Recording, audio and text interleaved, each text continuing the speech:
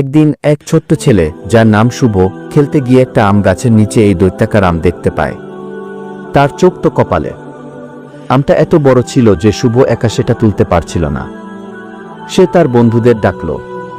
প্রথমে তারা খুব অবাক হলো, তারপর সবাই মিলে আমটা ধরে টেনে হিচড়ে বাড়ির উঠোনে নিয়ে এলো। তাদের দাদু ছিলেন খুব রসিক মানুষ। তিনি বললেন, এটা তো শুধু আম নয়, এটা একটা গুপ্তধন। এর ভেতরে নিশ্চয়ই কোনো রহস্য লুকিয়ে আছে গি। কথাটা শুনে শুভ আর তার বন্ধুরা খুব উৎসাহিত হল। তারা সাবধানে ছুরি দিয়ে আমটা কাটতে শুরু করল। প্রথম কোপে কিছুই বের হলো না, দ্বিতীয় কোপেও না, কিন্তু তৃতীয় কোপে যা বের হলো তা দেখে সবাই হেসে লুটোপুটি।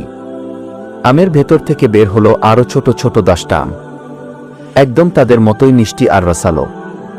দাদু তখন বললেন, দেখলে তো, এটাই হলো এই আমের আসল রহস্য। একটার ভেতরে আরো অনেকগুলো। আরো রহস্য জানতে চাইলে সাবস্ক্রাইব এবং লাইক দিও।